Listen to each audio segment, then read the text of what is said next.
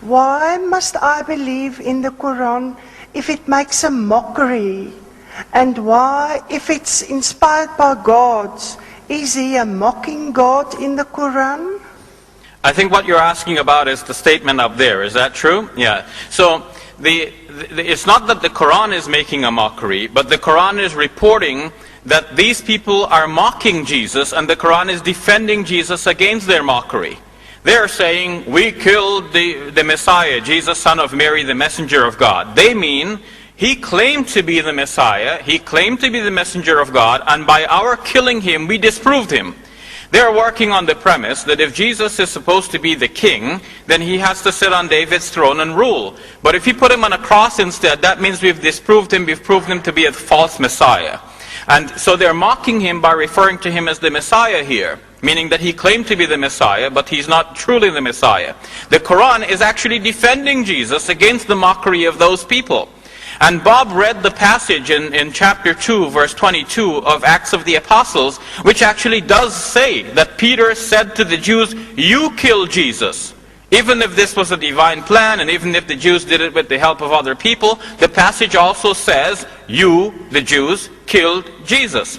So it's placing the blame on them for having killed Jesus. On the other hand, the Quran is not placing the blame on them for having killed Jesus, but only the blame for claiming and boasting that they have killed Jesus and for mocking Jesus in this way, whereas the Quran is defending Jesus. Would anyone mock Jesus like this? Well, yes. Even in the Gospels you will read that when the Roman soldiers were mocking Jesus, they put a crown of thorns on his head, and they put a robe around him, some kind of garment, and they said, "Hail, King of the Jews!" They didn't mean that he's really King of the Jews. They weren't giving him a real crown. They mocked him by putting a crown of thorns on his head, by calling him King of the Jews, and saying, "Prophesy now, Messiah." They don't believe he can prophesy, otherwise they wouldn't be mocking him and beating him and torturing him and leading him to the cross. But they are mocking. So I don't see why Bob should object to the Quranic statement, because it seems that the Quranic statement is based on real facts, or at least facts which are corroborated by the Christian Gospels. Jesus was mocked by those who opposed him and tried to kill him, and now the Quran is defending him against such mockery.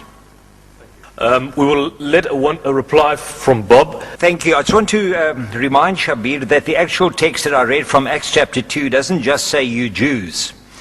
It says, let me just find my place.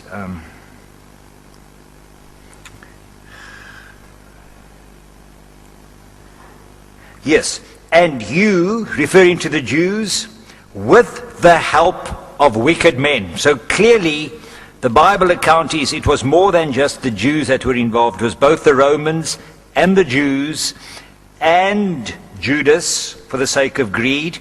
And of course the whole picture is God handed him over.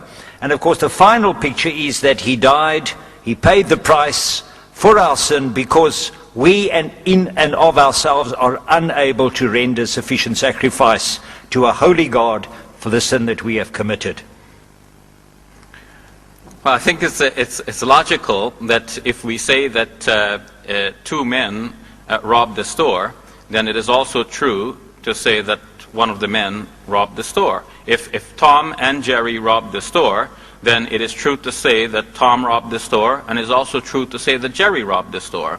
If the Jews, with the help of the Romans and with Judas in particular, had Jesus crucified, then it is true to say that the Jews are blameworthy for having crucified Jesus, and it's also true to say that the Romans are blameworthy, and so on.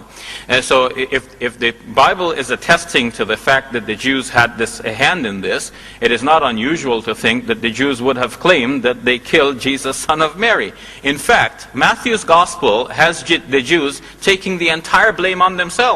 Because when Pilate washed his hands of the whole affair, the Jews said, "Let his blood be on our heads and on the heads of all of our descendants." So they took, according to Matthew's Gospel, the entire blame for having crucified Jesus. So even if it is the plan of God, or for some other reason, or Jesus is dying for a purpose, the Jews are taking the blame and claiming the victory and claiming the glory and saying, yeah, we crucified Jesus. And the Quran is saying, no, you didn't.